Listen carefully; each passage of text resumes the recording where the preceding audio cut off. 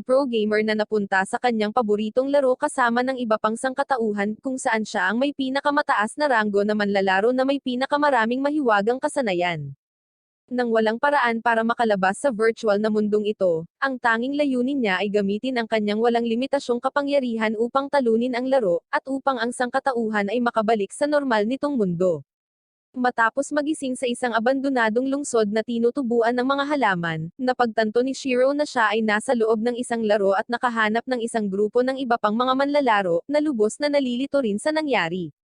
Nakahanap siya ng menu at sinubukang mag-log out mula sa laro ngunit nabigo, bago tingnan ang listahan ng kanyang mga kaibigan at tawagan ang ilan sa kanyang mga dating miyembro ng partido na pinangalanang Now upang makipagkita sa kanya. Hinawakan ni Shiro ang damo sa unang pagkakataon, na nagpapasaya sa kanya, at sinimulan nilang galugarin ang lugar upang makakuha ng higit pang impormasyon. Habang naglalakad sa isang tulay, nakita niya ang isa sa kanyang mga miyembro ng partido na nagngangalang Akatsuki sa tuktok ng isang gusali.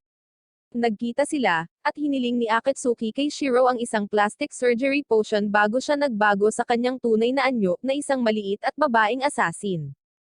Kinaumagahan, binisita ni Shiro at ng grupo si Mori, isa sa kanyang mga kaibigan at pinuno ng isang maliit na guild.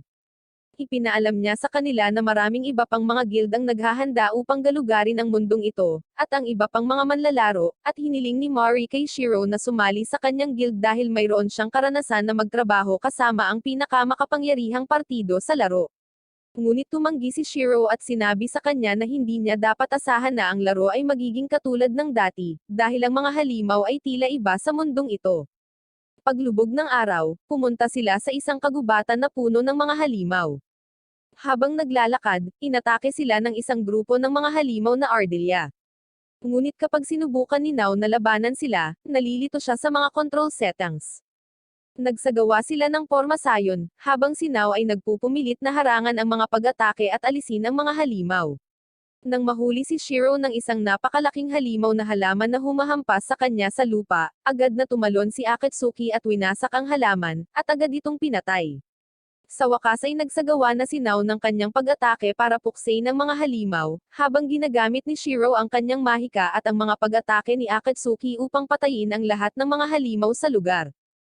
Kinabukasan, binalitang namatay ang isang lalaki habang nakikipag-away. Ngunit siya ay nabuhay muli sa simbahan, na nangangahulugan na hindi maaaring makaalis sa laro kahit ito ay namatay na. Mamaya sa gabing iyon, lumaban sila sa isang halimaw ng halaman bilang isang koponan, at tinali ni Shiro ang halimaw bago ito tinapos ni Akatsuki sa isang pag-atake. Kinagabihan, muli silang naglalakad sa kagubatan, habang sinasabi sa kanila ni Shiro na may namumuong mga problema sa lungsod, dahil sinusubukan ng mas malalaking guild na saktan ang sinumang tumangging sumali sa kanila, at maraming away ang patuloy na nagaganap sa loob ng lungsod. Ayon sa kanyang impormasyon, tumataas ang mga pagpatay sa manlalaro, habang ang mga manlalaro ay umaatake sa isa't isa upang magnakaw at makakuha ng karanasan, na isang desperadong hakbang, ngunit wala silang magagawa tungkol dito. Matapos makapasok sa lungsod, napansin nila ang isang tao, at biglang ginapos si Now, ngunit agad itong pinawalang bisa ni Shiro. Nagpadala si Shiro ng isang lightning bolt at nakita niya ang apat na kaaway na tila mamamatay tao. Lahat sila ay lumakad patungo sa grupo ni Shiro, handang makipaglaban, at magsisimula na ang labanan. Nakipaglaban si Now sa dalawa sa mga kaaway ng sabay-sabay, hinaharangan ang kanilang mga pag-atake at nagka-counter-attack, habang sinusubukan ng isang babae na atakihin si Shiro, ngunit ito ay naigapos sa lupa. Sinubukan ng isa sa mga swordsman na palayain ang babae, ngunit si Now ay naglunsad ng kanyang espesyal na kakayahan na pumipilit sa mga kaaway na atakihin siya. Napagtanto ni Shiro na hindi na magtatagal si Now, dahil ang kanyang HP ay bumababa. Kaya, siya ay umatake ng isang maliit na pag-atake ng kuryente sa mga kaaway, ngunit nangangailangan ng oras upang maapektuhan sila, habang sila ay umaatake parent kay